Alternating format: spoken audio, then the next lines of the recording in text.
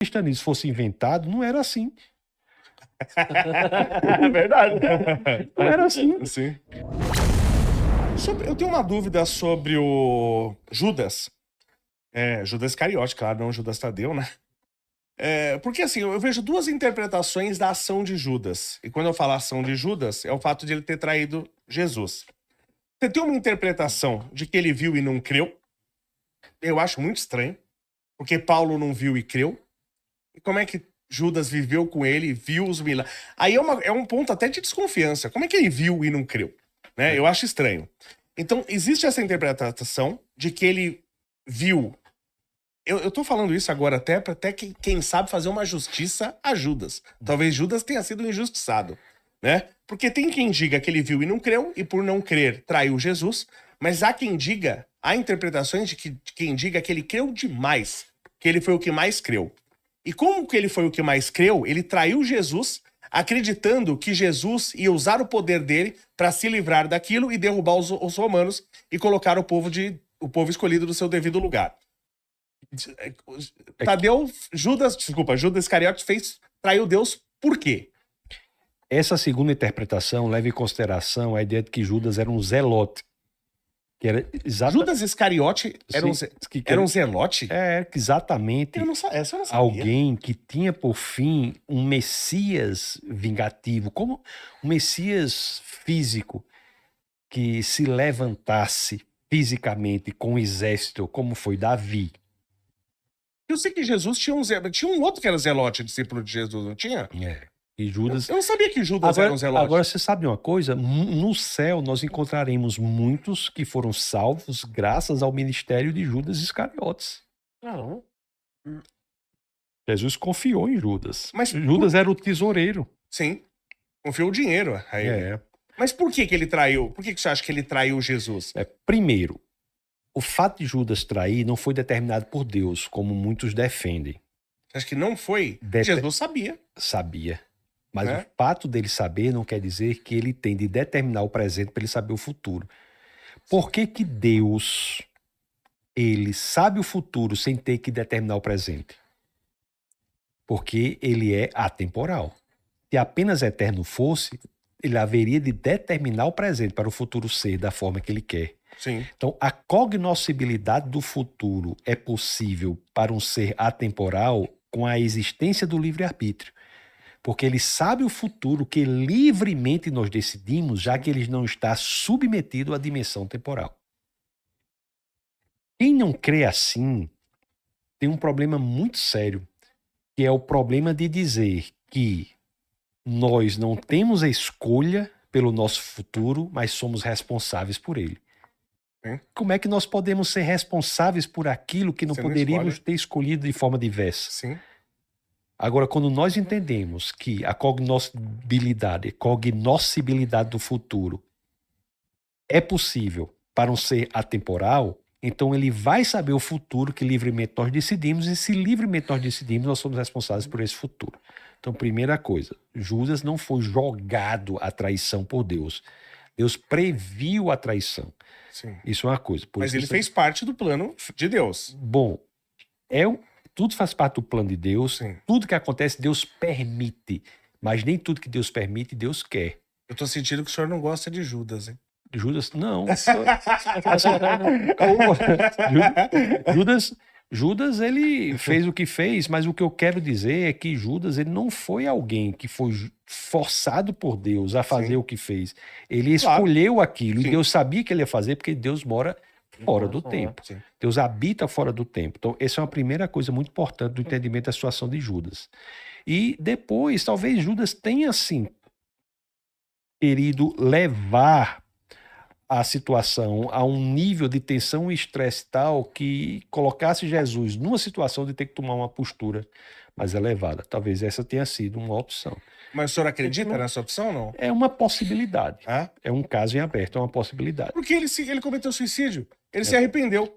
Então me dá a impressão de que ele achou que Deus ia se libertar, ia derrubar os romanos e ia elevar o povo judeu. Me dá a impressão que ele queria isso. E aí viu que não aconteceu.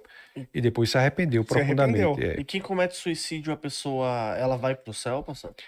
Olha, Tá na Bíblia. O espirro é, muitas vezes, uma decorrência de uma virose, de uma gripe. Assim como o suicídio, às vezes, é decorrência de um quadro depressivo profundo. Eu não posso lhe dizer que quem comete suicídio necessariamente vai para o inferno, porque aquilo pode ser fruto de uma depressão profunda. Inclusive, eu vou dizer isso porque é público, ele publicou no Instagram dele, um pastor, há 24 anos, de uma igreja aqui no Espírito Santo, renunciou à função dele por estar em quadro depressivo profundo. Então, a depressão entre pastores é uma situação real, um problema real. Então, e muitos desses passam por situações assim de graus mais elevados dessa depressão e alguns dos quais chegam até o suicídio. Eu não posso lhe dizer que suicídio é garantia 100% de alguém estar no inferno. O que faz com que a pessoa esteja no céu ou no inferno é se ela genuinamente entregou sua vida ao Senhor. Eu sei que tem esse senso comum que diz que suicídio, não Vai é? pro inferno. Vai para o inferno. É claro que suicídio Deus não quer. A suicídio, inclusive, é uma expressão até mais profunda do descumprimento do mandamento não assassinarás, porque é uma morte injustificada contra si mesmo, Sim. o assassinato de si próprio. Mas também eu não posso lhe garantir que isso é indício de que é uma alma perdida, porque a pessoa pode estar num quadro depressivo profundo, precisando, inclusive, de tratamento, de acompanhamento psicológico, de acompanhamento espiritual, para que saia dessa situação tão terrível. Mas do ponto de vista cristão, mesmo a depressão não deveria ser encarada como uma aprovação que a pessoa deveria superar? Olha, Deus, Ele é o nosso Pai. O Senhor não quebraria as pernas do seu filho para ensinar a ele paciência. Então Deus, Ele não coloca a pessoa numa situação miserável, embora Ele permita que isso aconteça. Mas Deus já mandou um homem matar seu próprio filho. Sim, mas deu a provisão. E Sim. esse filho não foi morto. Sim. Aquilo foi um indício do quão... A fé que ele tinha, né? Da fé Não, isso. e um indício de quão profundo é você enviar o seu próprio filho para morrer por todos nós, que isso foi que aconteceu. Sim. O Antigo Testamento todo ele aponta para o que Cristo fez. A cruz é o centro da história. Você pode pegar o maior ateu aqui que o senhor entrevistar, não tem dúvida. O livro que ele escreveu vai estar o ano lá, 2023, 24, 25, de quê? Do nascimento do nosso Senhor e Salvador Jesus Cristo. Isso daí não pode tirar. Foi o homem que transformou a história, não é? Sócrates ensinou por 40 anos, Platão ensinou por 50 anos, Aristóteles ensinou por 40 anos. Dá conta aí? 130 anos, é isso? Não fiz a conta, mas vou acreditar no senhor. Dá 130 anos. Jesus ensinou por 3 anos. Nossa, é verdade. 3 anos. Comparado com 130 anos, os maiores filósofos de todos os tempos. E são os maiores filósofos mesmo, porque se nós formos estudar filosofia até hoje, nós estudaremos ou filosofia grega ou notas de rodapé à filosofia grega. 3 anos, Jesus transformou a história. E você veja que todo o Antigo Testamento, escrito ali por séculos e séculos, a Bíblia é escrita em 15 séculos, né? Você tem 14 séculos em que o Antigo Testamento é escrito. Todo o Antigo Testamento aponta para Jesus Cristo, que é o foco, cerne, o elemento central da história. A cruz é um momento na história da humanidade em que a linha da justiça cruza a linha do amor. É único. C.S. Lewis diz assim, professor Leonardo, ele diz assim, se o cristianismo fosse inventado, não era assim. É verdade. Não era assim. Sim. Não era. Entendeu? Que é difícil, né? Não, é algo impressionante. É você dizer, por exemplo, que Hitler, se genuinamente se arrependeu, Sim. está salvo. Sim.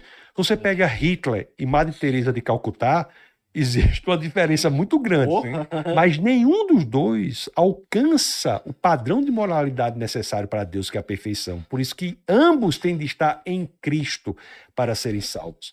Isso é diferente de outras visões de mundo que são muito mais simplórias, como o Islã, por exemplo. Sim. O Islã diz que se você obedece, você tem uma consequência. Se você desobedece, você tem outra. O amor de Cristo não é aqueles que o obedecem. O amor de Cristo é independentemente disso. Sim. É Porque ele fala da ovelha desgarrada, né? É incondicional o amor Sim. de Cristo. Então, o cristianismo é muito belo, sabe? É muito transformador e, assim, influencia tudo. Você não consegue ler Shakespeare você não entender teologia. As alusões que faz, as escrituras. Jesus nunca pintou um quadro, e quantos quadros tem pintados graças a ele, nunca compôs uma música, e quantas músicas são compostas graças a Jesus, com enaltecimento das condições do belo, do bom e do verdadeiro. É quem forma a mais bela, mais livre e mais importante civilização já construída na humanidade, que é a civilização ocidental, que foi construída sobre as bases do cristianismo. É algo incrível, é muito bonito, viu? O senhor acha que Judas hoje está no inferno ou no céu? Olha, tem uma passagem nas escrituras que indica que ele não foi salvo, né? E que ele não foi salvo, mas não é que ele não poderia sê-lo se no momento da morte ele genuinamente não se arrepender. Se ele se arrependeu, ele está no céu. É independentemente do que faça. Agora, o arrependimento tem que ser genuíno, verdadeiro. Deus sonda o coração. Tem que ser genuíno, tem que ser verdadeiro, tem que ser, de fato, uma transformação. O cristianismo, a proposta do cristianismo é assim: a pessoa vai para o cristianismo, aí diz, o que é que você tem que fazer? A primeira coisa que tem que fazer é morrer. Morra, para que Cristo viva. É rendição. É render. É chegar ao ponto de dizer, rapaz, pela minha inteligência, pela minha força, eu não estou conseguindo dar conta da realidade de Jesus. Aí você entrega a sua vida ao Senhor e parece que ali vem uma iluminação. E a partir daí, você consegue ver tudo de forma diferente. Tem uma passagem, eu estou citando muito C.S. Lewis, deve ter alguma razão, né? Eu estou citando muito ele, mas ele diz assim, mais ou menos assim, né? Ele diz que o cristianismo é como um sol, algo do tipo. E por que é como um sol? É porque é graças ao sol que nós vemos todas as demais coisas.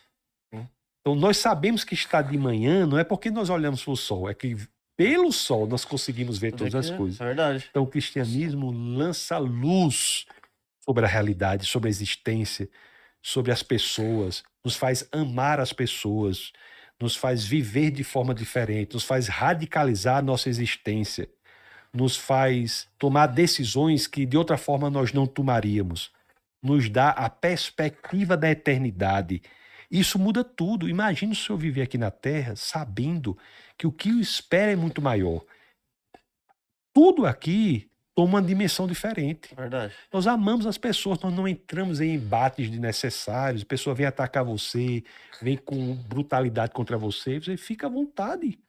Tem o que falar com você, fica à vontade. A pessoa vê que você muda tudo. Então, o cristianismo, ele é muito radicalizador. Eu falo às vezes brincando assim, né?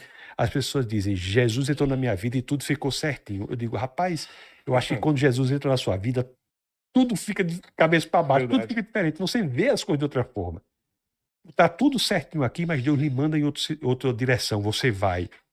Deus lhe manda falar. Quando eu estava na Guatemala, nessa situação de fundar a igreja lá, eu estava numa das praças mais perigosas do mundo, lá, com segurança, tudo. E o segurança, rapaz, bem pequenininho, magrinho, fiquei preocupado. Você é maior que segurança, porra. Esse segurança não segura ele. Mas o segurança lá é de outra natureza, né? Aí eu vi um senhor todo empaletosado naquele lugar perigosíssimo, aquele senhor, né? Todo de paletó, gravata com a Bíblia na mão, pregando naquele lugar da Guatemala. Ele morreria, nem que fosse por um só pecador. Ele morreria, nem que fosse por um só pecador. Aquele homem, talvez, sem educação formal, talvez sem robustez financeira, ensinava mais para qualquer um ali do que se ele desse uma palestra. Porque no posicionamento dele lá, de obediência ao que o Senhor queria que ele fizesse, ele fazia sua vida valer a pena. O cristianismo é muito bonito, sabe? Estamos vivendo algo parecido com a entrada da internet nos anos 2000. A inteligência artificial está transformando tudo e empresas como Nvidia, Microsoft e Google estão na frente dessa revolução. E na Quant Fury você consegue acompanhar o desenvolvimento das ações, investir e ver a cotação em tempo real. E é muito simples, você vem e procura aqui, você pode ver Meta, Google, Microsoft, são empresas que investem massivamente na inteligência artificial. E você pode investir com apenas um clique, ó. Comprar, eu quero investir aqui $50. Vou colocar aqui comprou e acabei comprando aí uma parte da empresa Microsoft. E o código de convite está no link abaixo.